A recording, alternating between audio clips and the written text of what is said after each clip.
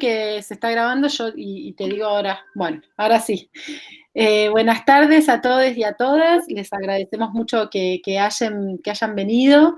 Hoy es la última charla de este ciclo que le titulamos Investigar desde el Sur en Ciencias Sociales y Humanidades en tiempos de pandemia.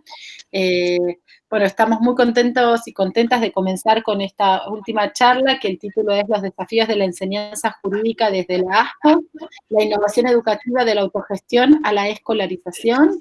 Hoy nos acompaña una colega investigadora de nuestro centro, que es la abogada feminista Verónica Picone, que además de investigadora de nuestra universidad y docente, es la directora de la carrera de abogacía.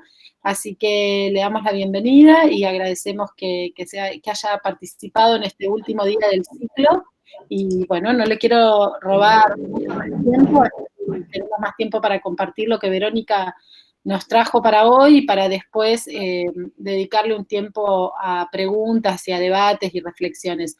Una cosa importante, sobre todo porque tuvimos algunos inconvenientes al comenzar la reunión, por eso estoy sin la cámara, les vamos a pedir que mantengan sus micrófonos apagados hasta el momento del debate y de la reflexión, y les comentamos también que esta charla está siendo grabada y que las estamos subiendo en el YouTube de la Universidad Nacional de Río Negro. Lo pueden buscar como ciclo de charlas del CIEDIS. Igualmente, compartirles que a todos aquellos que se hayan inscrito en el ciclo van a recibir en la próxima semana todos los links con las charlas en el canal de YouTube una vez que estén todas subidas a la página. Les vamos a mandar a los más de 500 inscriptos, llegamos casi a los 600 inscriptos, inscriptas en el ciclo, les vamos a mandar todas las charlas para que puedan ver, volver a ver aquellas en las que hayan participado o también ver aquellas en las que hayan perdido por algún motivo.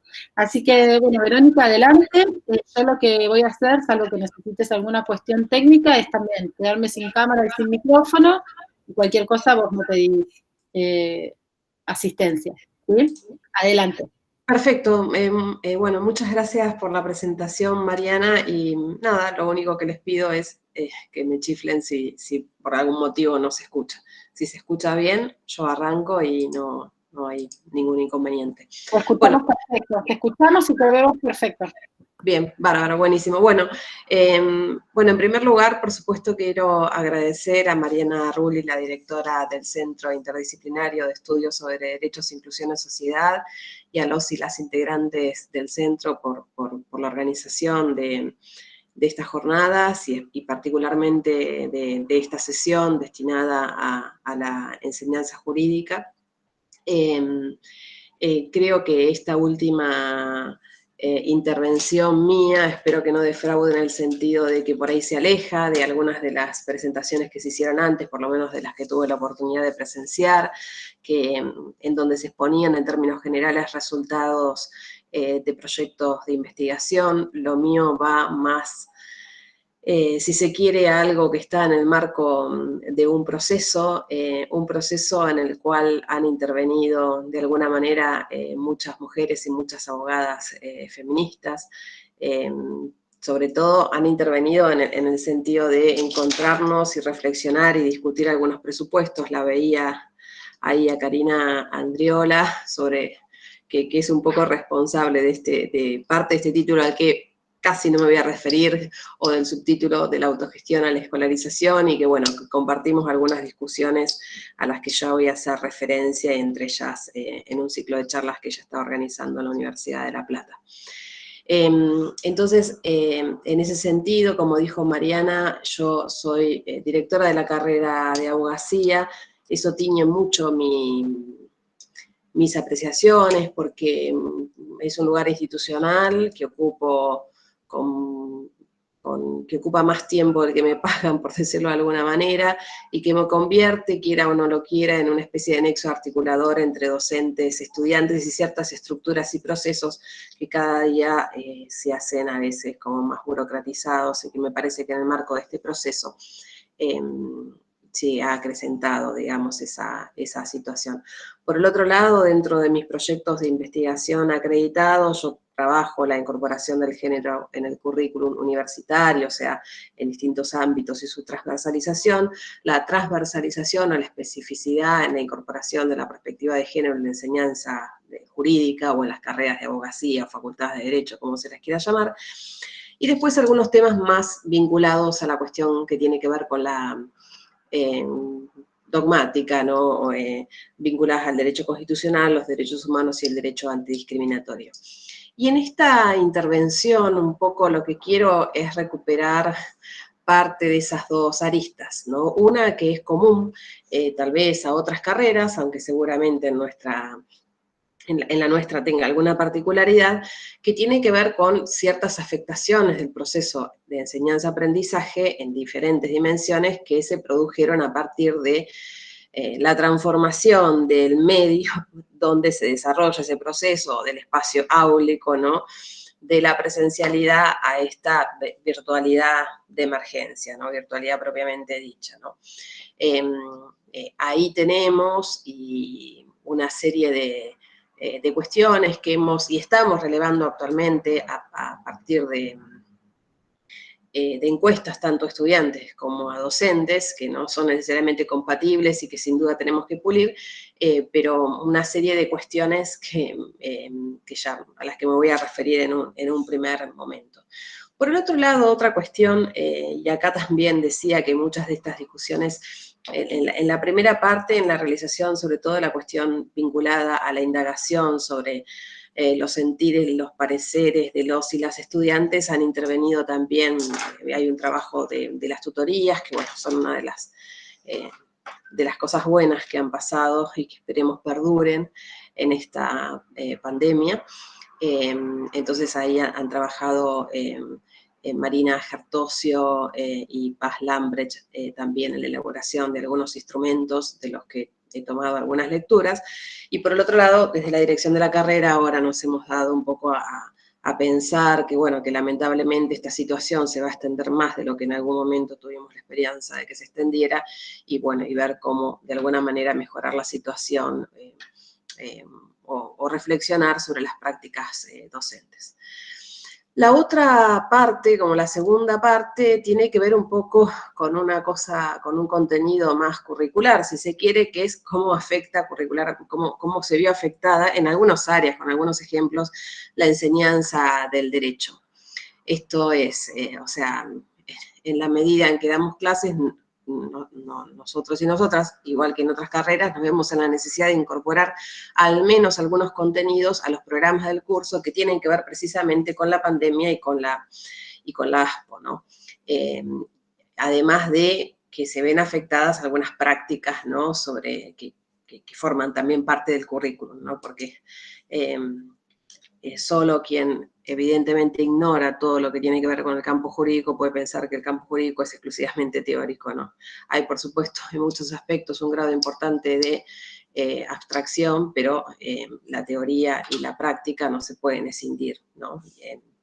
Así que en ese sentido hay algunas cuestiones que me gustaría ejemplificar, que me parece que, no sé si como tomarlas como ejemplo, a mí no me gusta dar consejos, pero sí me parece que, bueno, que todos debemos reflexionarnos, mirarnos en un espejo, en nuestro espejo, analizar, hacer un diario, lo que fuera, y también en el espejo de quienes tienen otras prácticas y por ahí pueden compartirlas y socializarlas, ¿no?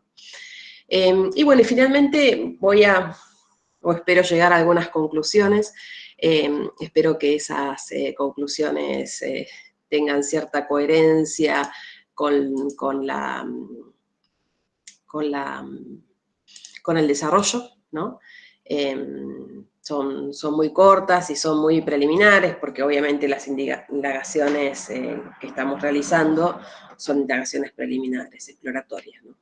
Bueno, la primera cuestión, que me parece que tal vez es la que más se ha comentado, si no en espacios académicos, en espacios espacios de discusión, consejos, reuniones de centros, etcétera, tiene que ver precisamente con las modificaciones del proceso de enseñanza-aprendizaje en sus múltiples distinciones y sobre todo en la afectación en distintos sentidos de los sujetos de ese proceso que son docentes y estudiantes, ¿no? A partir del cambio en la modalidad del dictado de la clase. Un cambio aparte de la incertidumbre, ¿no? Que bueno, que sobre todo durante el primer cuatrimestre era de una prórroga de una semana a la otra, ¿no? O con muy poca solución de continuidad, ¿no? Entonces, en ese sentido, bueno, obviamente que impactan los docentes, impacta en los y las docentes, ¿no? Capacitaciones y saberes requeridos que son novedosos, o sea, existía la práctica de utilizar como apoyo el campus virtual, pero era claramente un apoyo, no se subían en general cuestiones audiovisuales, salvo en algunos casos. Son plataformas Moodle que tienen múltiples dimensiones, pero no había sido necesario explorarlas. En muchos casos la necesidad de una infraestructura específica, con infraestructura por ahí pretenciosa la palabra, me refiero a desde nuevas o actualizaciones de computadoras hasta personas que han tenido que contratar servicios de internet específicos porque por la zona en la que vive, por la demanda de la familia no lo pueden llevar adelante. Esta, ¿no?, cuestión de la falta del lugar de encuentro, las crecientes demandas burocráticas, o sea, yo creo que eso es algo que está presente, pero que tal vez esta modalidad facilita, ¿no? Pero bueno, y las condiciones laborales que por supuesto han cambiado por la emergencia, hoy lo hablábamos con Marina, digamos, y nuestros derechos laborales nos indicarán que cuando esto pase podremos volver a las anteriores, pero bueno, no deja de ser un ajuste que hay que realizar. En cuanto a los y las estudiantes, un poco lo mismo, ¿no? Las habilidades puestas en juego, la falta de un espacio de encuentro y sobre todo acrecentados esta necesidad de dispositivos, de conectividad. Y en muchos casos el cambio, que es una de las cosas que indagamos en las condiciones de promoción de la materia. La carrera de abogacía es, si se quiere, en el contexto, una carrera que tiene sus particularidades, por supuesto, una carrera del artículo 43 de la Ley de Educación Superior, una carrera sujeta a acreditación. En el mismo proceso de acreditación se estaba dando la respuesta a la vista a principios de este año, una carrera que, si bien no es masiva en los términos globales del sistema universitario, es para localmente una carrera en donde hay cursos como uno que tuve a cargo yo, de 140 estudiantes, ¿no? O sea, incluso contando con un auxiliar, eran 70 por cada uno. Es muy difícil realizar un seguimiento en esa dinámica, ¿no? Poder detectar las dificultades, etcétera, ¿no? Por el otro lado, estos relevamientos parciales que hemos llevado adelante a partir de encuestas nos arrojan resultados bastante contradictorios, ¿no? Y me parece que si yo tuviese que sacar la primera conclusión y la conclusión más relevante, y en ese caso la profesora Karina Andriola también compartió conmigo un trabajo que ella con dos colegas realizó en la Universidad de La Plata, me parece que se notaba en parte la misma conclusión, y en mi caso particular también lo había, por la dirección de la carrera, lo había visto en otros casos, ¿no? O sea, si bien hay personas que se sienten beneficiadas o sienten que no ha cambiado nada, o que tienen la oportunidad de ingresar a estudiar, digamos, con más facilidad ahora, y otras a las que le es más dificultoso. O sea, hay posturas completamente relativas. Si bien la mayoría, el 72%, considera que la modalidad virtual lleva más tiempo, ¿no?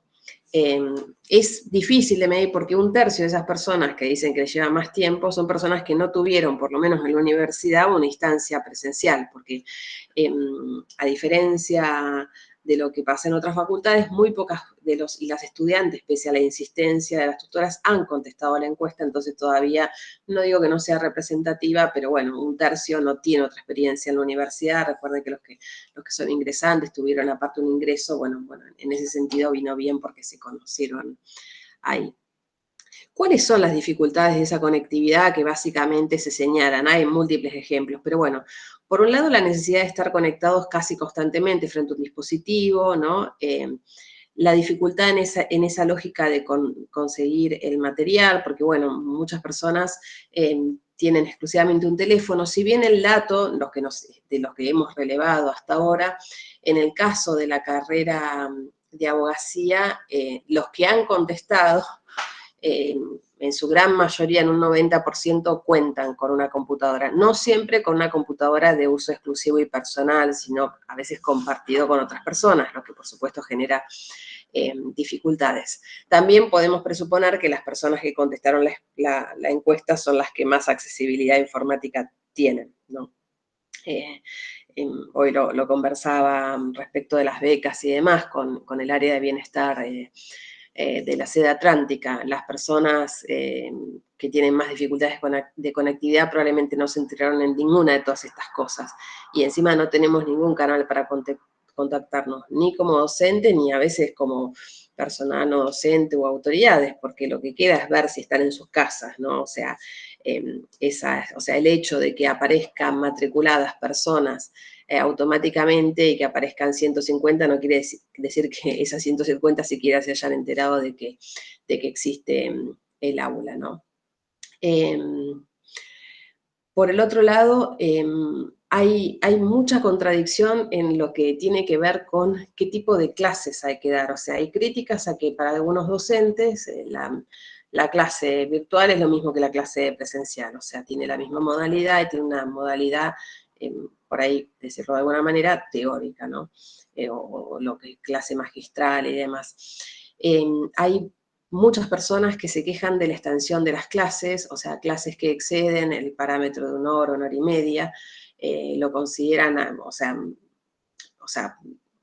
tedioso, agotador,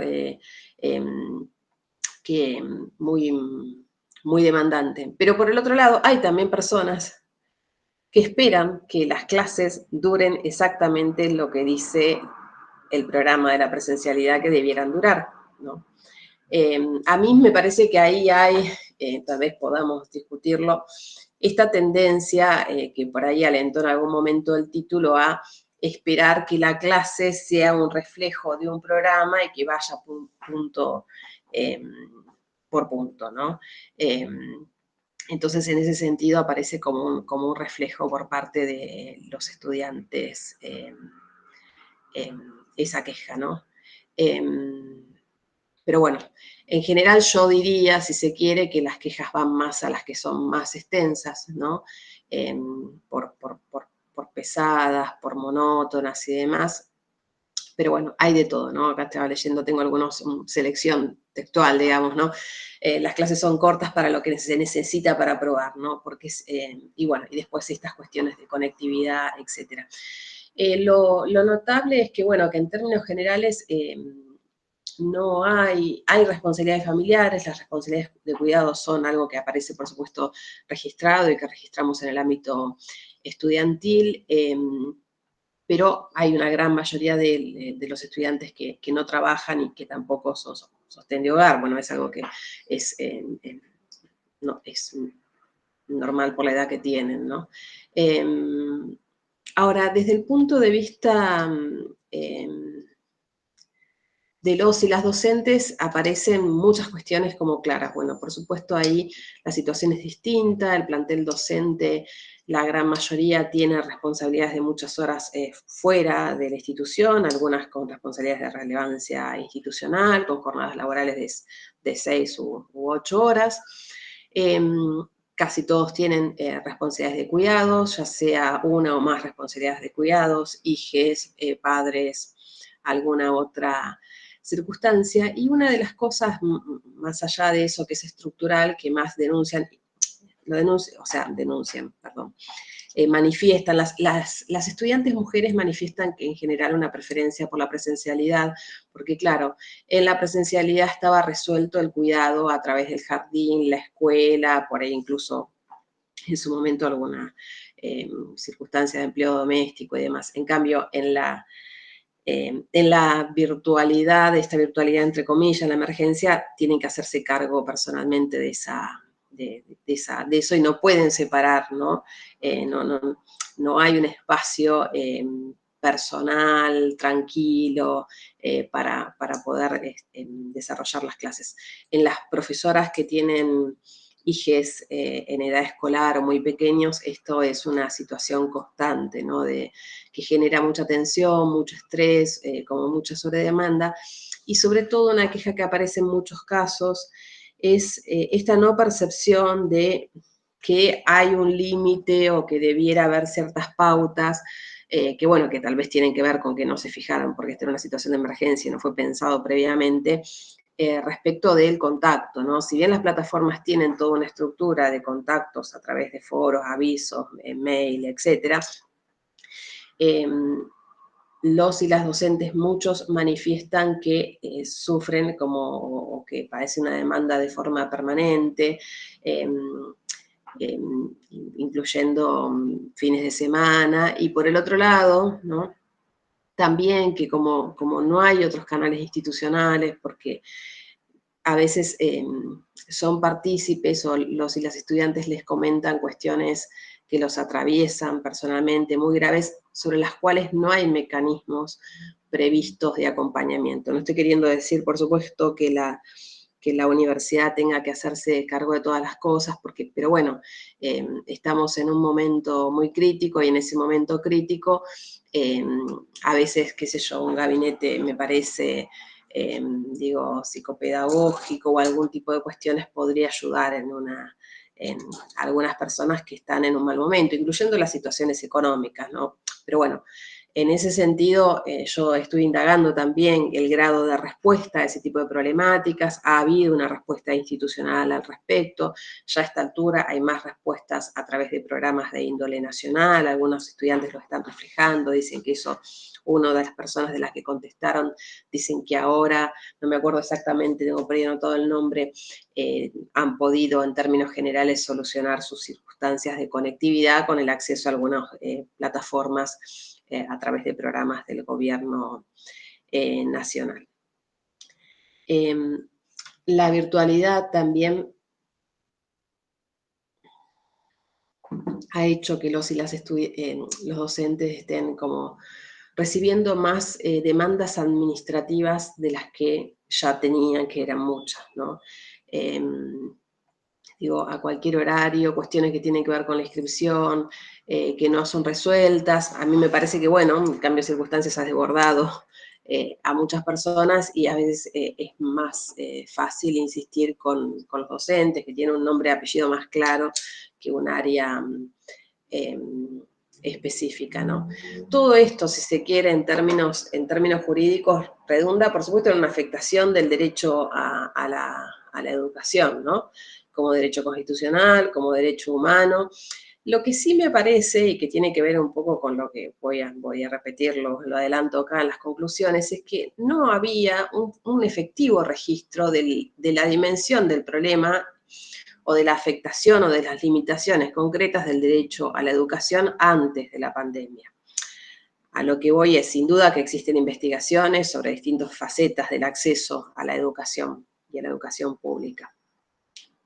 Y es cierto que el ingreso que fue resuelto el año pasado y se implementó en el mes de febrero, tiene, desde el punto de vista del relato, como supuestamente se fundamenta en tratar de contener, de mejorar la retención en las carreras. En el caso de la carrera de abogacía, en contra de el criterio, si se quiere, yo no dirigía la carrera, ¿no? Pero bueno, no creo que ninguno de los profesores esté de acuerdo, hay un cupo, ¿no? O sea, se aprobó un cupo, entonces ingresaron menos estudiantes. Pero bueno, lo cierto es que nosotros no tenemos datos, es una cosa que indagamos con los profesores, sobre si hay más o menos retención, y en general, y por los números que se han producido desde la UAC, yo no veo una diferencia sustancial en la retención. Me parece que en términos generales es la misma. Pero me parece que ahora aparece la pregunta, eso si quiere sería como una cuestión buena de la ASPO, ¿no? O sea, preguntarnos por la retención. El problema es que la retención, a mi modo de ver, de ninguna manera tiene que ver con una responsabilidad exclusiva de los y las docentes. Es como les decía, si una persona o un equipo docente, 2 personas en este caso, tienen 130 y pico alumnos, incluso dicen aparecen como teniendo 150 y contradicciones entre el aula, el guaraní, etcétera. No hay una respuesta o una respuesta en tiempo a esa circunstancia. Es muy difícil contarlo, sobre todo cuando tienen estos problemas de conectividad, ¿no? En ese sentido, algunos dispositivos son muy injustos comparativamente con cursos que tienen 20 personas, ¿no? O sea, la relación entre docentes y estudiantes sin duda afecta, a mi criterio, ¿no? Por supuesto, el desempeño, ¿no? Bueno, nada, y ha habido crecientes demandas, incluso en algún momento se han pedido cosas que en otras circunstancias no se pedían, qué sé yo, informes mensuales respecto de la cantidad de qué hacían los ayudantes alumnos por cada mes, cosa que no está ni en el reglamento, ¿no? O sea, yo no sé si la virtualidad, la idea de que hay una vigilancia permanente, que la hay, etcétera, a veces genera esta necesidad de mostrar que se hacen preguntas, que se hacen cosas, que se demanda, que se está encima, ¿no? Bueno, habría que analizarlo con un terapeuta. Voy a pasar a la otra parte de las cuestiones que estuve mirando, también con colaboración de colegas. De hecho, Daniela G. me dio un poco la idea de discutir sobre este parámetro. Yo lo había pensado, pero con menos claridad en alguna otra charla, que tiene que ver con esto de las modificaciones curriculares, ¿no? O sea, no sé si modificaciones curriculares es específicamente la cuestión, porque siempre, a mi criterio, hay una distancia entre el currículum formal y el currículum efectivo, real, ¿no? Ustedes, las personas que son de la Universidad de Río Negro saben que acá los programas se presentan todos los años, pero la verdad es que si bien lo cierto es que, a mi criterio, habría que hacer un cuadro comparativo de los programas año a año, que terminan muchas veces replicando o siendo una mejora o una revisión muy parcial, un ajuste de fechas estrictamente. Personalmente creo que los programas debieran tener un grado relativo de estabilidad, no durar 30, 40 años como he visto en muchas facultades, no, eso por supuesto no. No, pero sí estar pensados para estar vigente un par de años y en ese sentido, en todo caso, profundizados a través de guías específicas que incorporen jurisprudencia o lo que fuera.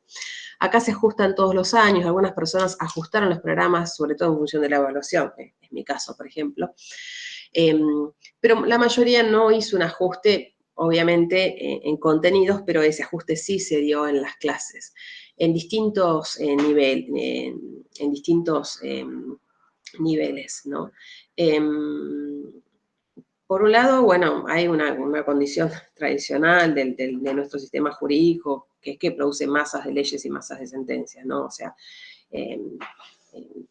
es como un crecimiento exponencial. A veces, a mi criterio, sacan leyes que en realidad replican o dicen más o menos o tienden al mismo fin que otras, pero es una característica que está bastante arraigada. Otra característica, que es una característica muy nacional, es que vivimos de emergencia en emergencia. Eso es terrible, ¿no? O sea, es un problema estructural.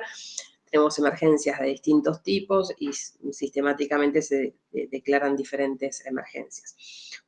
Ahora lo voy a mencionar, por ejemplo. Uno de los casos que quería contar, hablaba con la docente a cargo de Derecho Laboral, Marina Gertosio, le consultaba, bueno, de qué manera se había ajustado o no algunas cuestiones vinculadas a lo que tiene que ver con los cambios en la cuestión laboral, y ella me decía que sí, que lo había hecho en parte, pero que en realidad el ajuste lo había empezado a hacer desde diciembre, o sea, tomando en consideración algunas cuestiones que en realidad se resolvieron en diciembre del año pasado, que tienen que ver con la emergencia económica. Entonces, desde esa emergencia económica se modificaron algunas condiciones que tienen que ver con la estabilidad en el empleo, etcétera, etcétera, que en el caso, digamos, si se quiere, una vez desatada la pandemia, una vez en el marco del ASPO, en todo caso se vieron en forma conjunta. Me decía que en realidad se trataron en el curso algunas cuestiones nuevas, sobre todo cómo se contempla el COVID como una enfermedad en los casos de los trabajadores que están dentro del marco de los servicios esenciales, pero bueno, el limbo en el que queda la situación de aquellos trabajadores y trabajadoras que no forman parte de eso, ¿no? O sea, en un caso pasa específicamente un catálogo como enfermedad no profesional no listada para trabajadores esenciales, pero no en los otros. Y por el otro lado, la cuestión de que a su criterio, que es lo que nos pasa, a mí me pasa constantemente en materias que tienen un amplio contenido y por ahí una carga horaria que no es excesiva, de algunas cuestiones que requieren, si se quiere, un espacio de profundización, como la del teletrabajo, que aparte, en principio, en el caso de los trabajadores y las trabajadoras que ya tenían una relación, es algo que, como afecta esa relación, una vez acabada esta emergencia, debieran poder volver a la modalidad anterior, porque si no se estaría afectando precisamente sus derechos laborales, el ius variandi, etc. Eso como un ejemplo. Yo he dictado 2 materias en el primer cuatrimestre. La verdad es que desde lo temporal lo que más me afectó, yo hubiese preferido, ya sospechándolo, que se decretara de entrada pasar a la virtualidad por ese cuatrimestre y no estar en esta cosa que al principio se prorrogaba 2 semanas más, 2 semanas menos. O sea, lo que ya les decía, una demanda de cursos con muchísima masividad. Y por el otro lado, cómo introducir, ¿no? Estas cosas nuevas, si corresponde hacerlas o no. O sea, este es un debate que tenemos permanentemente, no es la única cuestión que apareció de las que pasó en este cuatrimestre, qué sé yo, el caso Vince. Cuando un tema ocupa los diarios, un tema jurídico ocupa los diarios, en general suele aparecer en la clase. Y nada, y a veces cuesta estar al día o tratar de más o menos seguirle el pie a la legislación, los decretos o los que fuera. En el caso particular, los temas que se trataron más en el caso de derecho constitucional salieron tratando el derecho a la libertad, porque obviamente es lo que afecta, en primer lugar, la ASPO afecta, si se quiere, muchas cosas, pero primero la libertad circulatoria, ¿no? Obviamente, derecho constitucional, derecho humano, circular, entrar, salir, transitar por el país, etc. Y ahí se incorporaron, a partir del trabajo de Alejo, uno de los auxiliares del curso, el tema que lo trató él a partir de 2 fallos muy, muy recientes, o sea, ya decisiones de marzo y abril ya estaban tratándose en el mes de mayo. En un caso, uno de los primeros casos que impugnó la ASPO por violatoria del derecho precisamente a circular, entre otros derechos constitucionales, el caso Kingston Patricio sobre habeas corpus. El habeas corpus, por supuesto, es una garantía.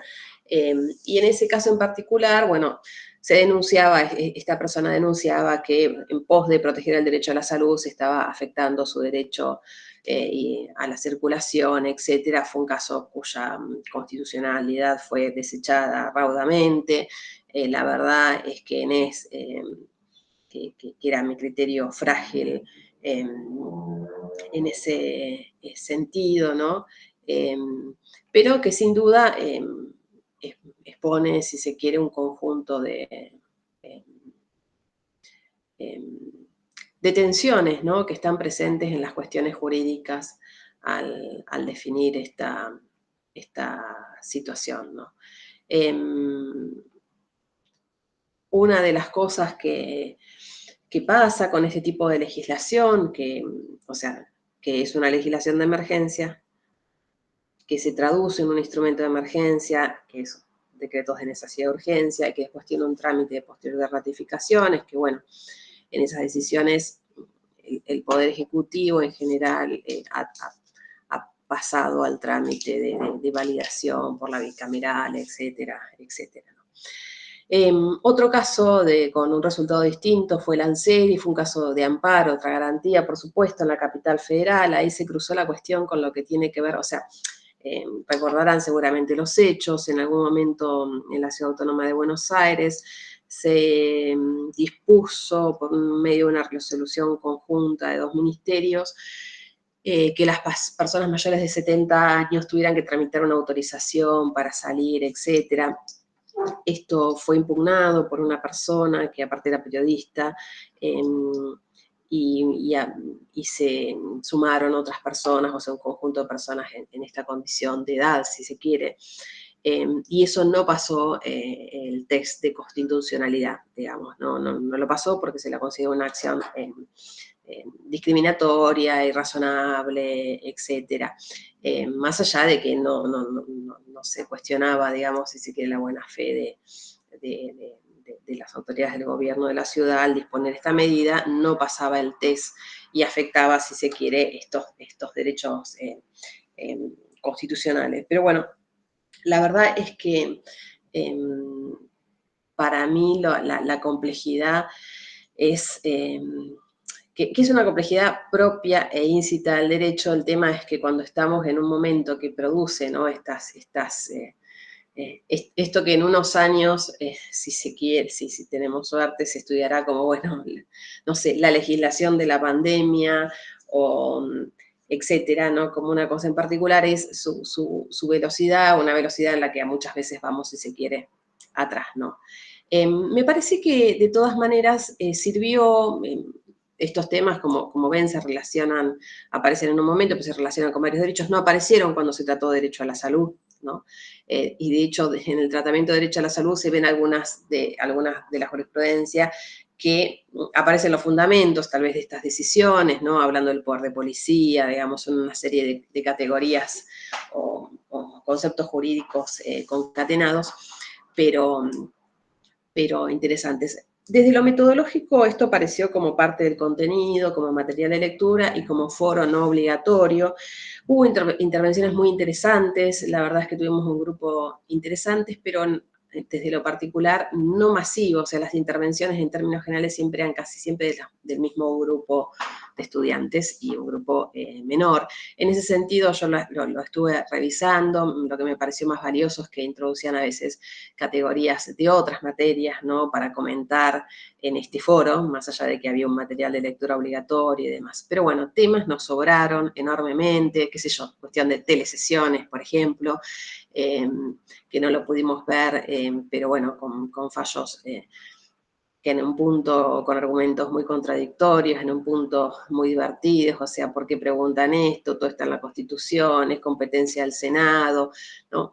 Imagínense que, o sea, el derecho es pleno de politicidad, ¿no? O sea, y esta circunstancia lo expone, solo que hay algunas personas que no lo quieren plantear desde ese punto de vista, que piensan que una ley o lo que fuera, cualquier instrumento, una propia constitución está aprobado y porque ya está, y porque la constitución carece de una ideología o de una afinidad ideológica y lo que fuera, cuando no es así, ¿no? Esta situación tan puntual, más cierta retórica, por llamarlo de alguna manera, de los medios de comunicación, ha instalado estos debates, ¿no? Bueno, si se hace esto, defendemos la República, si no, no se la defiende, y este tipo de cuestiones. Pero bueno,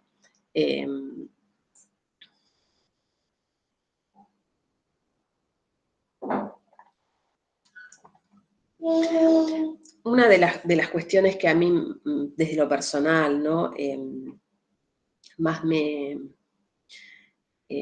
a veces, sí, supongo que más me cuestan, es que siento que muchos y muchas estudiantes a veces esperan una respuesta categórica que no es posible en este campo, ¿no?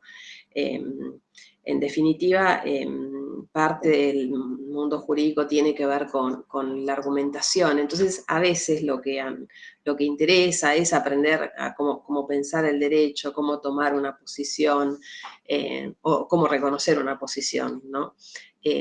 Pero no hay una cosa conclusiva que sea lo único, ¿no? O sea, no importa que se resolviera el fallo, importa, por supuesto, pero no es lo único que importa. Lo que importa es cómo se llegó, ¿no? Ese es el camino.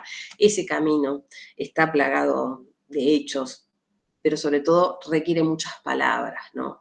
En esto, digo, vinculado a la cuestión anterior, una de las preguntas que se hace en la encuesta, que tal vez la tengamos que mejorar, y ahí el trabajo que han hecho en La Plata me parece que nos puede dar algunas precisiones mejores, es cuánto tiempo se dedica a la carrera, ¿no? Semanalmente. Lo que no se discrimina es a qué parte, o sea, a qué se refiere eso, si esas horas son horas sobre las horas que se cursa, o son horas solo de estudio, yo en mi casa con mi libro o repasando la clase, o implican también las de cursada, porque si implican eso, el promedio está muy, muy bajo en una cosa de 3, 4 horas. Por supuesto que hay personas que dicen que estudian 7, 8 horas, ¿no? Eso está claro, pero en general aparece esto y entonces es un parámetro muy bajo. Entonces, en esa dedicación, yo creo que las personas que muchas lo manifiestan, la superabundancia de la bibliografía, no sabemos qué parámetro tienen,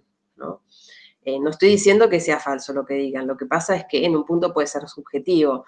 Son 40 páginas por clase muchas, son pocas, cuántas debieran ser, no sé. Tal vez la pregunta sea poco precisa. Otra materia donde se hizo un trabajo que me parece interesante de incorporación y que estaba como muy con temas que eran muy en el tintero, vinculados también, por supuesto, a la situación de la ASPO, son los casos de personas que fueron detenidas por violar la cuarentena, ¿no? Hubo en muchos lugares estas infracciones al Código Penal, ¿no? Por violar disposiciones que establecen que que intentan, digamos, evitar la propagación de la pandemia y bueno, y encadenado a eso, cuestiones de resistencia a la autoridad, qué sé yo, no sé, acá en algunas jueces donde yo vivo hubo 2 o 3 detenidos cerca del supermercado, otros creo que en La Boca. Entonces, eso fue uno de los motivos de debate y sobre todo de revisión de cuáles son las atribuciones que tienen los poderes públicos y entre esos poderes también la policía para detener, en qué condiciones, con qué trato, pueden las personas detenidas filmar o no filmar y qué sé yo. Otros casos también tratados que me parece que por ahí, de lo que yo he visto, porque no he podido consultar a otros profesores y profesoras, se tradujo en la elaboración de un parcial simulación domiciliario. No sé si ustedes recordarán, digo, fue una simulación, pero tiene como base fáctica varios hechos que algunos tomaron en estado público. Yo no sé si ustedes recordarán que ahora no me acuerdo en qué localidad de la provincia de Buenos Aires, del conurbano, hubo una fiesta de 15 a donde asistió una persona que no debiera haber asistido porque venía del exterior, un joven de 18 años, y contagió en esas fiestas a unas 15, 20 personas, entre esas personas contagió a su abuelo murió, bueno, todos sabemos que la enfermedad se ensaña particularmente con las personas mayores o con alguna enfermedad preexistente. Y entonces, este tipo de situaciones fueron, si se quiere, la excusa para elaborar un instrumento muy complejo, ¿no? De elaboración. Bueno, los docentes sostenían que fue este tipo de exámenes fue uno de los únicos que les permitieron, si se quiere, realizar, o sea, hacer una evaluación que superara el estándar de lo memorístico, ¿no? A lo que se tiende mucho utilizando plataformas de este tipo, Moodle. y que permitiera un ejercicio de reflexión y un ejercicio también de opinión, ¿no? Me pareció que el caso estaba súper bien armado, como se arma un caso, o sea, con muchas cosas discutibles, con muchos presupuestos que tienen también que ver, ¿no?, con esto de la prueba, de si estuvo, no estuvo, dónde estuvo, o sea, con ese tipo de cuestiones, pero me pareció tal vez de lo que yo he podido consultar el instrumento en donde mejor se conjugaba, ¿no?, la plataforma fáctica que brinda la pandemia, las normas que la rigen, etcétera, y después la tradición del ordenamiento jurídico argentino. Y finalmente, ya para ir finalizando,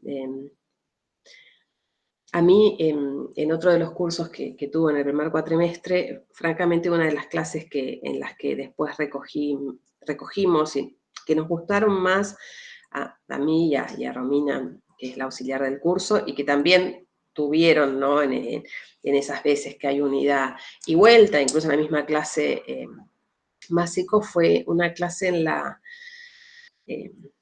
materia es Derechos Humanos, una materia que tiene un contenido normativo amplísimo que siempre recortamos y tratamos de que sea racional y no demasiado procesal por la altura a la que está la carrera, de la carrera, que es segundo año, porque no saben los procesales, o sea, y no saben por obligaciones, cuestiones más básicas, o sea que a eso le quitamos un poco de hierro.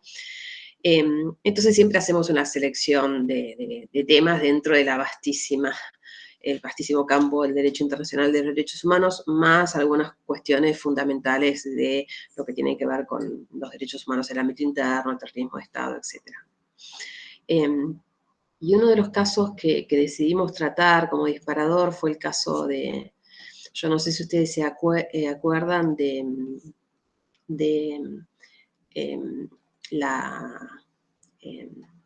caso de Ramona Medina,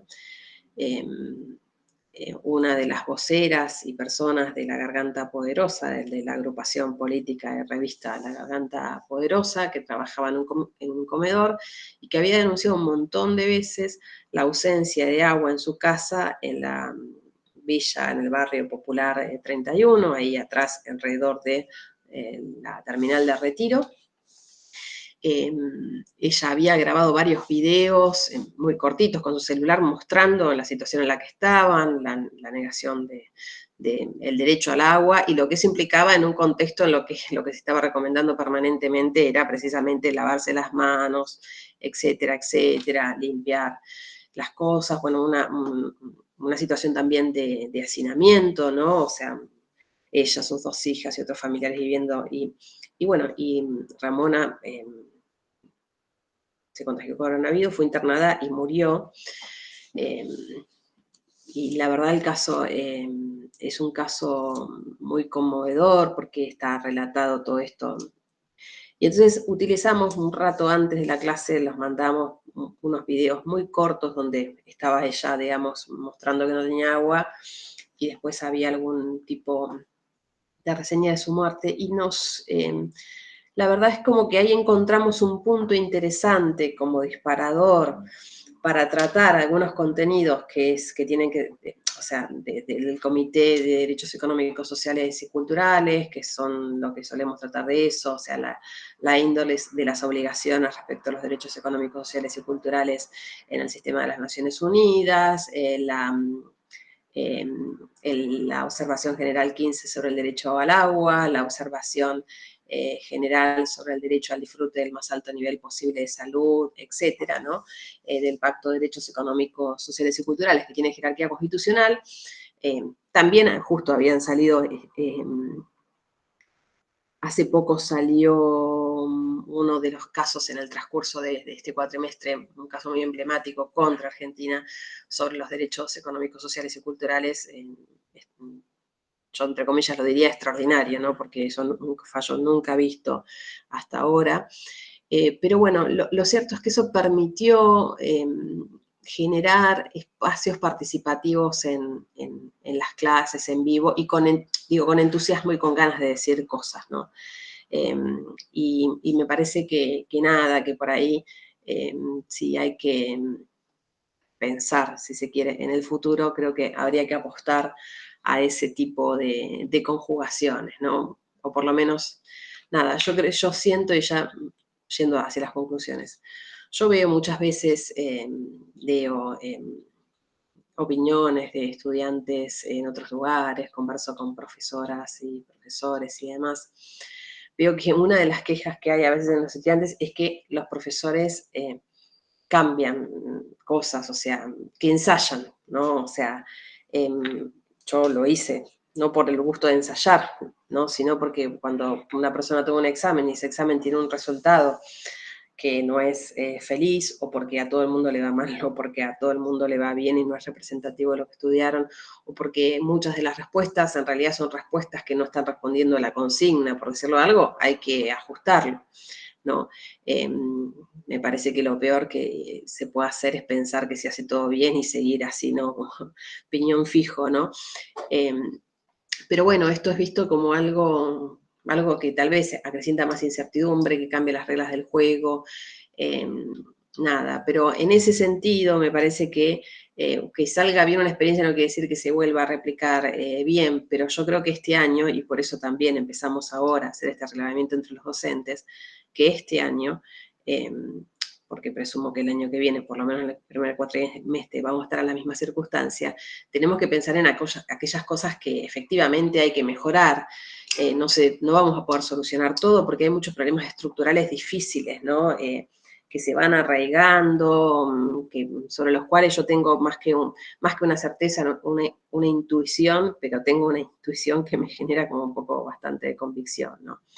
Digo, a ver, hay profesores en todas las unidades, en muchas carreras, de universidades en general, no voy a hablar de la Universidad de Río Negro, que se niegan a dar clases. O sea, eso es nada, aparte no se dice con nombre y apellido. Hay profesores y profesoras que ponen a disposición, que su clase es poner a disposición un PDF.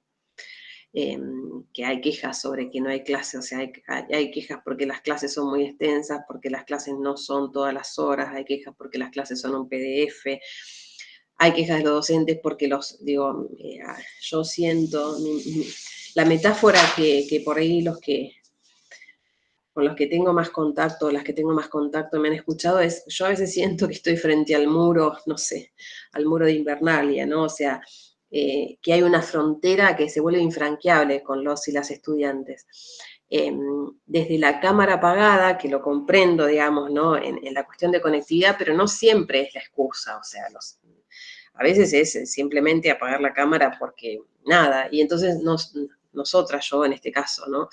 Estoy acá frente a ustedes y veo todas figuritas, ¿no? O sea, para mí digo figuritas porque me hace acordar las figuritas, como soy una persona grande, cuando era chica se jugaba a las figuritas. Y había unas figuritas que eran redondas, después también había figuritas cuadradas, pero entonces como en el MIT son redonditas, ¿no? Me hace acordar a las figuritas. Y del otro lado, no hay pregunta, no hay intervención, no hay reacción.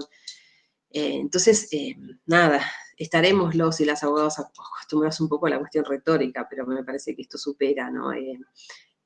La cuestión. Después hay otras cuestiones que me resultan complejas, como es el acceso a la bibliografía. Con varios profesores lo hemos discutido, lo han discutido ellos en la sala de apoyo técnico, ahí cuando se dio el curso de formación y demás, que fue un curso que ayudó a salvar las papas, pero que por ahí no, claro, en la emergencia nadie le puede dedicar todo el tiempo que le hubiese querido dedicar. Es que la bibliografía no está disponible en formato digital, hay muchas materias, que yo mencionaba, derechos humanos, es una materia que tiene buena parte del contenido que usamos, es un contenido accesible, ¿no? Y siempre lo hemos usado, pero bueno, los libros de las librerías jurídicas en términos generales no son de acceso abierto, son pagos, no los hay en la biblioteca no está accesible ni siquiera, o sea, para buscar un libro un docente y demás. Eso a mí me parece que es algo que no es una responsabilidad de los y las docentes. Nosotros podemos sugerir la bibliografía, podemos ser racionales en vez de pedir compre 10 libros o consiga 10 libros, consiga uno, consiga dos, o sea, de hecho estábamos pensando, digo, bueno, que sea eso, una cosa mínima, pero hace falta una literatura digital. Esto pasa siempre, siempre hay fotocopias y cuestiones por el estilo, solo que acá se nos recuerda que en el campus que no podemos subir nada que no sea nuestro, pero bueno, nosotros no fuimos contratados por las cosas que habíamos escrito, y la verdad es que para esta emergencia no alcanzamos a escribir todavía, porque tal vez una buena cosa sea avanzar en el futuro, ¿no? A tener nuestros propios libros de cátedra o guías de lectura, y qué sé yo, que muchos los hay. Una de las preguntas que realizamos tiene que ver con eso, ¿no? O sea, con qué es lo que se ha podido hacer, ¿no? Y después, nada, bueno, creo que no lo mencioné, pero uno de los grandes agudos de los estudiantes es esa cuestión incansable en muchos lados, en otras universidades también, de trabajos prácticos, foro, tareas, a veces cuestiones que requieren aprendizaje, o sea, aprender algo muy específico, ¿no? Como hacer un mapa mental, ¿no? Que lleva un tiempo, no digo que es imposible, digo que lleva unas horas aprender a hacerlo, para responder a una consigna, ¿no? Y después hay algunas cuestiones,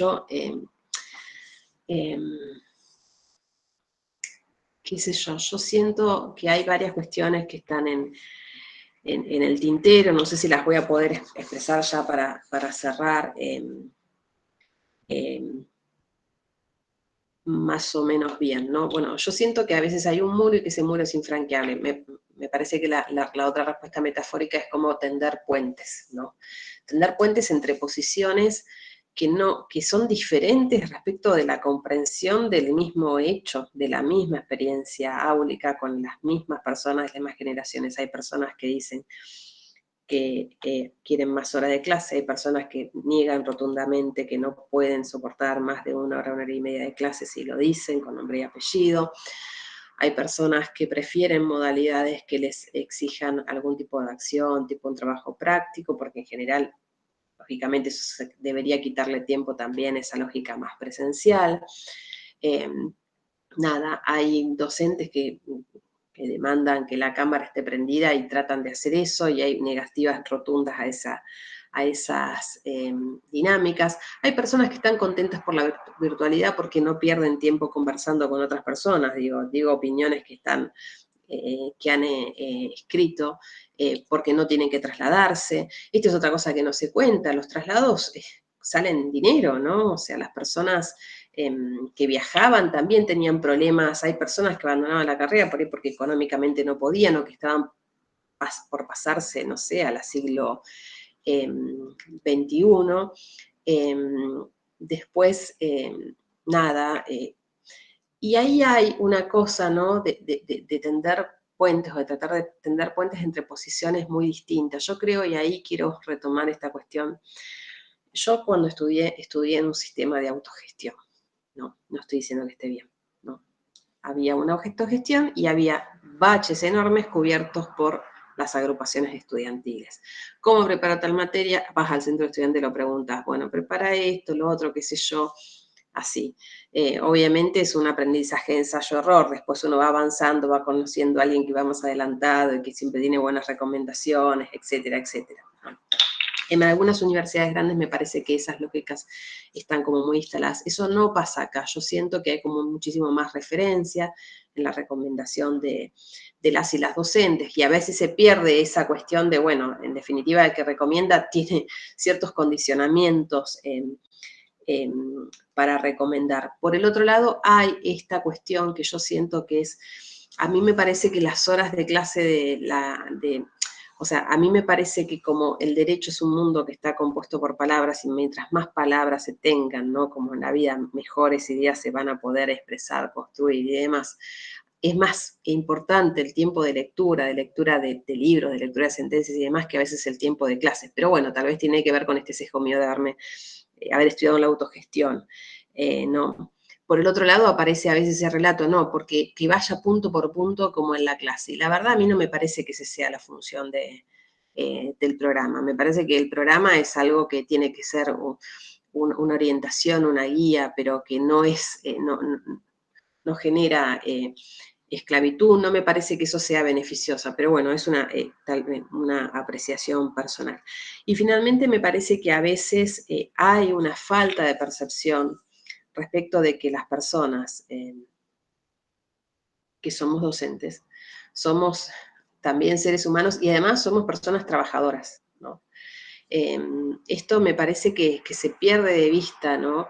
Somos personas trabajadoras a las que nos cambiaron, esto de lo que bien hoy me hablaba Marina, nos cambiaron las condiciones laborales intempestivamente, nos ajustamos, obviamente, no solo por una cuestión de necesidad por cumplir nuestra tarea, sino porque también, digo, más allá de que yo entiendo que el trabajo y la educación cuando una persona es docente se guía por la ética de la responsabilidad y no de la convicción. No me creo eso, ay, yo doy clases porque tanto me gusta, porque estoy comprometida, no.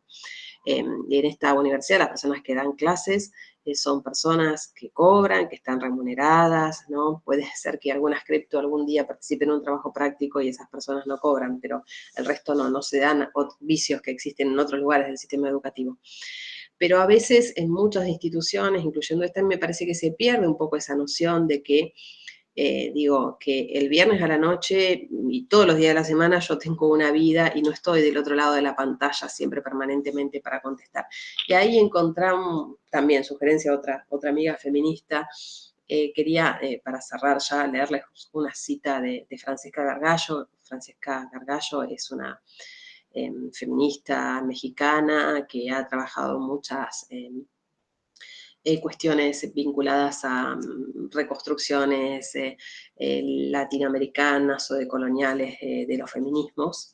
Y bueno, y nada, en un trabajo bastante reciente decía esto, que se refiere a un paro, pero me parece que es alegórico de algunas situaciones que a veces se viven y que tienen que ver con esto de, qué sé yo, discusiones que yo he visto en otras universidades. No, que cuando esto termine, los docentes, aparte de dar clases, también las graben, también las suban, también hagan el examen, o sea, una cosa que no, digo, que denota que a veces no hay como un intercambio en ponerse en esa subjetividad, ¿no? Que es una subjetividad en la que en poquito tiempo muy probablemente algunos y algunas estudiantes van a estar, ¿no? Nosotros tenemos graduados que ya son auxiliares. Pero bueno, les leo la frase de Gargallo que es más clara de lo que yo la puedo traducir, ¿no? Dice: la huelga del personal académico y administrativo que estalló el 1 de febrero en la Universidad Autónoma Metropolitana de México revela las características de una población estudiantil que mayoritariamente se percibe como habiente derecho en una relación clientelar con el personal docente y administrativo de la universidad. Y bueno, ella dice que 7 de cada 10 comentarios de los estudiantes en las redes y demás son contrarios al paro y que además responsabilizan básicamente a los docentes de ese paro y no piensan que en definitiva en la protesta también hay por supuesto una responsabilidad patronal y que es legítimo reclamar por condiciones salariales, por condiciones de trabajo, digo, incluso en estas circunstancias, por trabajar con instrumental, con mi computadora, con mi conexión a internet y ese tipo de cuestiones, ¿no? O sea, yo pienso en muchos docentes que conozco de otros niveles que han tenido que comprar de su bolsillo y mejorar sus computadoras y demás, porque si no, no podían hacer frente a su tarea. Y en me parece que es esto, ¿no? Que se ha perdido, y todos, ¿no? Probablemente hemos perdido, porque por algo los y las estudiantes también se quejan de los docentes, ¿no? O sea, cientos de trabajos prácticos, en algunos casos, llamados 6 horas o 8 horas estudiando una única materia, 3 días para estudiar una materia secundaria dentro del programa, por lo menos para mí, hay campo jurídico bastante estructurado en ese punto, ¿no? Pero bueno, nada, estas son algunas de los interrogantes y de las cuestiones que me ha parecido poner en común con ustedes. Quedan muchos más, quedan algunas cuestiones de este trabajo que mencioné, de Karina Andriola con otras colegas que tienen algunas preguntas más precisas respecto de en qué medida es posible realizar, qué sé yo, propuestas educativas inclusivas con personas con tan bajo nivel de conectividad, ¿no? Y cómo obviamente esto no va a repercutir en el rendimiento, etcétera. Pero bueno, dejo acá y en todo caso estoy disponible para las preguntas que quieran realizar. Bueno, Verónica, muchas gracias. La verdad que un recorrido exhaustivo sobre todo lo que nos tocó vivir a los docentes de la carrera de abogacía que compartimos, pero también en general, ¿no? Algunas de tus reflexiones y tus comentarios y conclusiones tienen que ver también en general. Yo soy docente de otras dos carreras y también hay muchas de las cosas que pueden trascender también, ¿no? La enseñanza jurídica. Bueno, perdón que estoy sin la cámara, pero si pongo el otro dispositivo, hacía un ruido bárbaro, lo probamos al principio, pero bueno. Yo no tengo problema con las personas que tienen una dificultad con la cámara, que eso pasa, nos pasa a todas. Y además está digo, acá está Romina, que cada vez que nos queremos juntar a esta hora por un grupo que estamos entrenando, se cuelga, o sea, tiene un problema de conectividad, y estas horas con mucho tráfico y qué sé yo, y que un montón de veces nos tenemos que ir de acá a Zoom, o sea, a buscar otro canal, son cosas que pasan. Sí. Lo que digo que también los propios estudiantes a veces dicen, bueno, no nos ponemos de acuerdo para no ponernos en contacto, para no prender la cámara, pero bueno. No, a mí es la primera vez y la única vez que me pasó, pero bueno, no sé qué pasa, hacía mucho ruido si me conectaba por el otro dispositivo, por el celular básicamente. Bueno, les propongo, si les parece, que habilitemos los micrófonos o vayamos ordenando la palabra a través del chat. Ya hay un comentario de Karina Andriola que dice, es un temazo la retención, la Universidad de Massa y los presupuestos para acceder al derecho a la educación, incluso la tensión entre administración de presupuesto y libertad de cátedra, que ya lo fue poniendo hace un rato cuando vos estabas refiriéndote a este tema, ¿sí? Así que si les parece, podemos ordenar el pedido de la palabra en el chat y vamos hablando, abriendo los micrófonos. ¿Les parece? Sí, por mí perfecto. Bueno, espero ahí en el chat y para poder ir habilitando. Sí, dale, Romy, adelante. Hola Verónica, hola Mariana y a todas y todos que están ahí. En realidad era un comentario, nos ha tocado con Verónica también evaluar y varios, entre ellos también Mariana ha estado, en esta pandemia y con la virtualidad a personas que se están recibiendo, ¿no? Y a veces se agrega una atención adicional por la tecnología, justamente, del lado docente, yo rogando que, por suerte, por la hora en la que son los exámenes, no se nos ha colgado, pero a veces depende por ahí de la hora y de otras cuestiones. Y nos ha pasado también en mesas de derechos humanos, que una alumna concretamente todo el tiempo iba y venía porque se le salía la conexión. Bueno, eso como agrega atención adicional, ¿no? Y nos pasó en la última mesa del seminario final de la carrera, una estudiante que se estaba recibiendo y había hecho un PowerPoint, una presentación que nunca la pudimos ver porque no la logró presentar, digamos, a través del dispositivo. Y bueno, cómo esto juega en contra. Por suerte hay que sobreponerse a eso y seguir hablando, porque no queda otra. Era simplemente eso. Y disculpar a Marina, que está cumpliendo años, así que por eso no se debe haber conectado. Encima yo hablé con ella, bueno, ahora la voy a llamar. Bueno, gracias, Romina. Sí, es cierto. La verdad es que a mí me tocó, no sé si 2 o 3 tesinas de grado que yo había acompañado a las estudiantes y que defiendan sus tesis.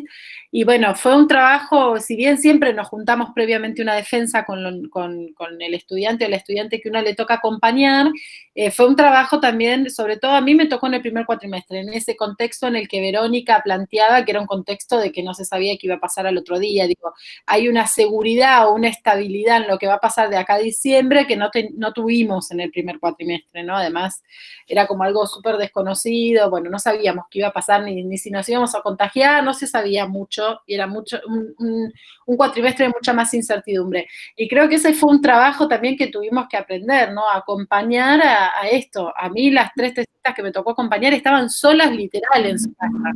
Digo, ahora estamos en otra fase, en otra situación, pero en ese momento estaban solas. Y en un momento casi rompo la cuarentena en la que estábamos en fase 1 para llevarle mi computadora porque no le andaba bien la computadora a la alumna el mismísimo día que tenía que rendir la tesis. Así que digo, bueno, yo salgo sin permiso cuando necesitábamos los permisos de circulación y te llevo mi compu. Bueno, eso creo que también es algo para reflexionar. Bueno, Karina está pidiendo la palabra también. Adelante, Karina. Estás sin micrófono, no te podemos escuchar, Karina. Genial que me dijeron lo del micrófono. Bueno, estuvo muy buena la exposición, fui tomando notas, siempre hay cosas para seguir aprendiendo. Y una ahí es más por ahí una cuestión sindical o institucional, pero para pensar en esto que vos planteás de la atención que se viene, que nos van a pedir cursadas presenciales y además grabar, subir y demás, cómo, por ahí estoy muy reiterativa, administramos los recursos para que pueda convivir esto y, no sé, a ir a volver a la presencialidad y además esto, y no sé, o dejamos de tener 4 horas presenciales y tenemos 2 y 2, o dividimos a la cátedra en 2 y que unos den cursada virtual y otros den cursada presencial, pero ahí también pensarlo políticamente, como docente, lo pienso sindicalmente, para adelantarnos una movida en el ajedrez y que el cuatrimestre que viene no siga la sobrecarga de tareas sobre nosotros, nosotras y nosotres, y que vuelva a eso de cómo, si bien tenemos poco presupuesto, ¿cómo lo administramos? Para que un profe de quinto no tenga 20 y vos en primero tengas 140. Sí, estoy prendida, sí. Es complejo. Acá en la Universidad de Río Negro, te quiero decir, Cari, no hay cátedras, ¿no? Hay personas que están designadas que puede ser que compartan un espacio áulico, y es cierto que en esos espacios áulicos, en general, hay una persona que por ahí es adjunta o es asociada y otra persona que es JTP o auxiliar. Puede ser que, o sea, y en general encima el curso se oferta solo una vez, lo que genera un grado de tensión, ¿me explico? Porque vos te perdés obligaciones, y te perdiste obligaciones y te perdiste contratos, por decírtelo de alguna manera. Por supuesto podés rendir las materias libres, hay un cupo para eso, pero no hay esa tradición, por eso está muy, o sea, por eso es la cosa de la escolarización. Voy curso y el resultado tratar de pasar, pero lo que pasa es que la universidad, a mi criterio, funciona bastante lejos de este, o sea, hay unos textos de Emilio Tenti Fanfani que dice que no es un proceso educativo, sino de titulación, ¿no? O sea, vos permaneces, acá está Soledad, que lo debe saber mejor, permaneces un montón de tiempo en el sistema educativo y llega un momento que el sistema educativo te va dando títulos porque por una u otra lógica te hace avanzar, pero tu título está más desvalorizado. Ahí siempre tenemos un debate, o sea, hasta dónde dejo a alguien avanzar en la universidad, qué sé yo, no sé, nosotros estamos acreditables. En primer año hay que retener a como dé lugar, porque si no vos, si zafás de esta acreditación, está claro que la que tengas en 3 años te tira el bombo, y esto está dicho, o sea, entonces, ese tipo de lógica. Yo lo que creo, lo que espero, es que algunos aprendizajes de esto, que aprendimos bochas de cosas, ¿no? Yo desde el Meet, al Zoom, todo, nos hagan, por un lado, tener más eficiencia en eso. Muchos docentes al contestar decían que los propios campus cada vez se complejizaban más, metían más cosas y esas cosas significaban otro aprendizaje. Y por el otro lado, en algunos casos que hemos ido como preparando contenidos, ¿no? Esos contenidos, aunque vos los ajustes, siguen estando. O sea, vos, qué sé yo, vos construiste una clase sobre control de constitucionalidad y control de convencionalidad, y tenés las horas ahí grabadas, y podés hacer un caso, actualizarlo, pero la lógica de la estructura, en muchos casos, es igual. Tenés un aula que podés replicar, copiar, y que la vas a ajustar, pero bueno, tenés un avance. Para mí lo ideal, que yo eso veo mucho entre las facultades grandes y las chicas, es que vos, qué sé yo, en Derecho Civil 1 tenés varias personas y cada una de esas, incluyendo a amigues de otras cátedras, que por ahí puedes decir, bueno, yo profundizo tal cuestión, tal otra, y la puedes compartir, ¿no? O sea, en ese sentido me parece que hay esto, ¿no? Qué sé yo veo en La Plata, en Rosario, en cátedras que tienen superámbitos como el Derecho Internacional Público, donde para vos saber de Derecho del Mar tenés que básicamente dedicarte al Derecho del Mar, y si no, digo, por supuesto que es un curso de grado, no vas a profundizarlo todo. Me parece que esa es una estrategia que puedes hacer, ¿no? El tema ahí es el riesgo de que los docentes nos volvamos cada vez más prescindibles, porque cuando antes nos pagaban para estar a cargo de un curso, ahora ese curso quedó filmado y se repite 4 veces. O antes me pagaban una clase de capacitación para 25 y ahora como es digital es para 200. Entonces es más barato y quienes somos docentes cada vez terminamos en un lugar de precarización. Sí, ese es un riesgo, ¿eh? Sé que ahí Soledad pidió la palabra. Ese, por supuesto, es un riesgo, por eso digo, nuestras condiciones, nuestro trabajo es otro trabajo, no es este, ¿no? Porque aparte no es lo mismo este trabajo que el otro en muchos sentidos, incluyendo los sentidos simbólicos y demás, ¿no? Yo creo que hay cosas que son buenas, que hay aprendizajes que son buenos y prácticas que son buenas, y creo que esto de tener algunas clases, por decirlo de alguna manera, grabadas y qué sé yo, también es beneficioso en un punto. Yo en algunos casos me he negado incluso a subirlas porque me di cuenta que en la medida en que grababa las clases ya la gente venía menos, ¿no? A veces grababa clases que estaba dando, ¿no? Otras porque no me gustaba, porque también es esto, como miedo escénico. Digo, bueno, ¿por qué tenemos que estar tan expuestos? Si del otro lado hay figuritas nada más, ¿no? Muchas voluntarias, qué sé yo, no sé. Y creo que Soledad había pedido la palabra, ¿no? Sí, eso era lo que iba a decir. No sé qué le pasa a mi micrófono, que está un poco trabado. ¿Sole? No, hola, ¿cómo están? Bueno, muy bueno. Y bueno, y nada, me resultó familiar, digamos, porque varias de las cosas que Verónica fue diciendo lo fuimos conversando, ¿no? En estos meses angustiantes por momentos. No prendo la cámara porque estoy impresentable. No puedo. Es por eso. Yo me pongo a veces, digo, me siento que me estoy, perdone la interrupción, y yo también no lo mencioné, pero también tuve en cuenta la encuesta que hizo Soledad para la escuela y las carreras de la escuela. Pero No, yo bueno, me puse hasta zapatos arreglados, porque a veces tengo miedo, ¿no? Tengo miedo de que si no me pongo como en acting, ¿no? O sea, en cierto, digo, si no me arreglo un poco, como que me salga del rol demasiado porque estoy en mi casa, ¿no? O sea, tal cual, yo tengo una amiga que en una clase en la que estaba, se fumó un cigarrillo y le empezaron a escrachar de como que se estaba drogando, ¿me explico? Cuando yo estaba en mi casa, digo, estas son cosas que pasan. Entonces yo digo, tengo vasos. Es que eso es una de las cosas interesantes que esta transformación radical de las condiciones de enseñanza ha generado.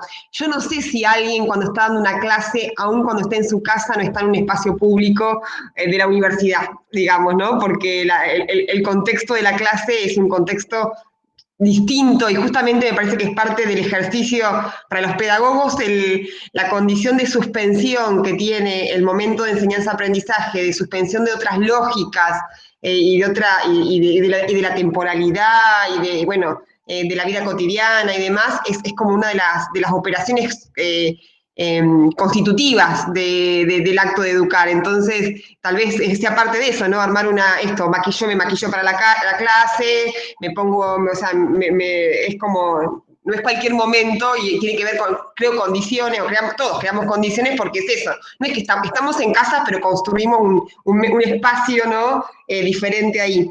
Yo creo que hay mil cosas para pensar de este tiempo y para los que estudiamos educación, o sea, en el campo educativo hace por lo menos 30 años, por lo menos en nivel primario y secundario, que son los espacios, la primaria primero y la secundaria después, que son los espacios que han investigado, donde más se ha investigado la enseñanza y el aprendizaje, porque es donde más rápido hubo masividad y donde más rápido nos dimos cuenta que estando todos adentro de la escuela no alcanzaba.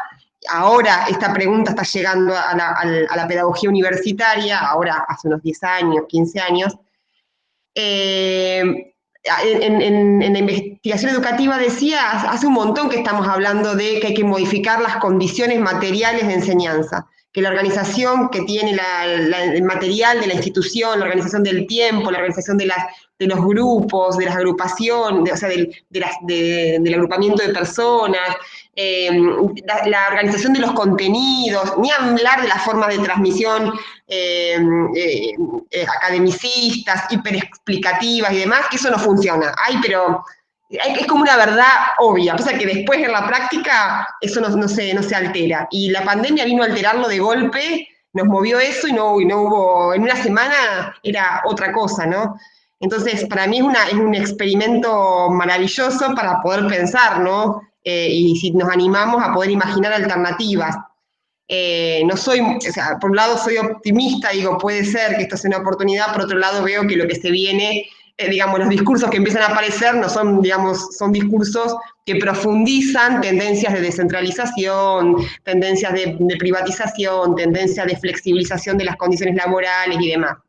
Y creo que lo que nos queda es defender digamos, la condición de la enseñanza que no tiene nada que ver con un video. Digamos, decir que enseñar es pasar un video es como decir que enseñar es pasarle a alguien un libro. Es lo mismo, digamos, decir que o sea, y lo que tenemos que rescatar es qué es lo propio de la enseñanza, qué es lo que nos hace imprescindible a nosotros, digamos, a nosotras, a nosotros los docentes, qué es lo que nos hace imprescindible, y no es que hagamos un video o que pasemos un PDF, es otra cosa, es generar una propuesta, una experiencia vital por 4 meses o por 8 meses, si es cuatrimestral o es anual, y es una invitación a transitar de determinada manera ciertos contenidos, y es eso lo que nos hace distintos, digamos. Si no, me parece que si seguimos el discurso, o sea, si seguimos la lógica esa de decir, bueno, ¿qué hacemos con mis videos y demás? Creo que entramos en el discurso extremadamente neoliberal recargado, y además creo que tenemos competidores, no solo adentro, no solo tenemos los traidores internos, que siempre están, sino que ahí estaba leyendo un artículo inglés de 2 investigadores que estudiaban cómo las grandes startups, con las grandes empresas, las megas empresas tecnológicas están viendo, se les cae la baba y están invirtiendo en educación porque están viendo que el negocio que sigue, digamos, es ofrecer plataformas, o sea, ofrecer espacios educativos. Entonces, en cualquier momento, o sea, videos va a haber, nosotros tenemos otra cosa para ofrecer. Y me parece que lo que tenemos que pensar es cómo generar condiciones para generar esa buena experiencia, para generar esa experiencia vital de formarse en la universidad. Eso. Y lo de Fanfani yo no lo creo tan así, porque la Universidad Argentina tiene un índice de graduación terriblemente bajo. O sea, no lo dice la universidad, lo dice la previa. Sí, claro, no sé, por ejemplo. Eso, sí. Entiendo, pero digo, teníamos un problema severo, teníamos el problema de que finalizado el primer cuatrimestre teníamos entre el 30 y el 50% menos de estudiantes que se habían ido ya en el primer año. O sea, teníamos ese problema desde antes, y tiene que ver con las condiciones materiales, pero también tiene que ver con la enseñanza. Y tiene mucho que ver con la enseñanza también, por la forma, o sea, entonces me parece que, bueno, por las condiciones materiales en que se da la enseñanza y por las características de la enseñanza. Así que, bueno, eso pensé, ¿no? Pienso en eso, que me parece que el desafío es eso, pensar qué es lo que solo podemos dar nosotros, y de qué manera eso que podemos dar nosotros, que es este vínculo, esta experiencia de formación tan particular, en qué condiciones hay que darla. Con 150 no podés hacer le darás esa experiencia a algunos poquitos, esos que van al foro, esos 4 o 5 que se enganchan, o 10 que van al foro y que uno se copa y ellos se copan, y el resto, bueno. No, porque aparte en 150, y bueno, Romina ha estado en este curso y demás, en lo presencial es terrible, primero porque físicamente no entran y literalmente tienen que estar básicamente uno a UPA del otro, sino porque hay una frontera enorme entre la primera fila y la última, que es literalmente violenta, porque no podés nunca responder, ¿no? O sea, sabés que un montón de gente está completamente perdida y otra está tratando de ser vanguardia, a veces como pasada, porque bueno, pero yo también creo que nuestra evaluación, no parte exclusivamente de, como vos decís, ¿no? En la misma línea, de efectivamente las personas que se dedican a evaluar lo que les diste, el proceso, qué sé yo, sino de esos otros. A mí me parece que uno de los casos, una de las cosas que pasa es una especulación, ¿no? Hay muchos docentes que entienden que tienen que dar todo y dan un montón de clases, dan más horas de clase de las que se dan. Nada, es increíble para mí, no me parece tan necesario, pero yo creo que algunos lo hacen porque se sienten mirados, ¿no? Por esta cuestión de la vigilancia, y algunos demandan vigilancia, literalmente contestaron eso. Yo no lo podía creer, pero bueno, evidentemente, entonces en ese punto yo entiendo la crítica a tener el video, pero el video te ayuda a tratar de atajar todas esas cosas que tensionan el proceso. No sé, por lo menos esa es mi sensación, ¿no? Qué sé yo. Bueno, muchas gracias, Verónica, y a todos los comentarios de Soledad, de Romina y de Karina. Si les parece, bueno, este es el cierre, estamos siendo súper puntuales con el cierre de la charla. Si hay algún comentario más, por supuesto que tenemos unos minutos más. Y si no, bueno, despedimos y agradecemos a Verónica, y es la despedida del ciclo de charlas, hoy termina. Así que brevemente, a la brevedad vamos a mandar, como les dije, el link con todo el ciclo de charlas completo a todos y a todas las participantes que se han inscrito al ciclo. Así que bueno, Vero, si querés te dejo para cerrar a vos, para despedirte y para cerrar, y te agradezco profundamente que hayas compartido hoy la última charla, y bueno, y un beso y buen fin de semana para todos. No, nada, yo solamente pienso que no sé, el proceso educativo tiene un montón de cosas maravillosas. Yo en algunos momentos he sido muy feliz en la universidad, es como una cosa que es lo que, de todo el sistema educativo, aparte de estudiar en la universidad, fue para mí el espacio, ¿no? A veces lamento mucho la falta de politización que se percibe en la universidad y en el estudiantado. Me parece que me preocupa cuando por ahí yo, que no me considero de izquierda, siento que los y las docentes a veces estamos más en una posición más radical o en ese punto, ¿no? Y por eso me parece que también la presencialidad es algo que a veces alienta eso, pero también hay en lo presencial no lugares, ¿no? No me acuerdo de la teoría esta de los no lugares, pero bueno, esas cosas también pasan, ¿no? Pero bueno, nada, agradecerles que me hayan acompañado, y espero que nos volvamos a encontrar para discutir estas y otras cosas en el futuro. Muchas gracias. Bueno, muchas gracias a todos, buen fin de semana, un abrazo. Chao, chao. Chao, chao.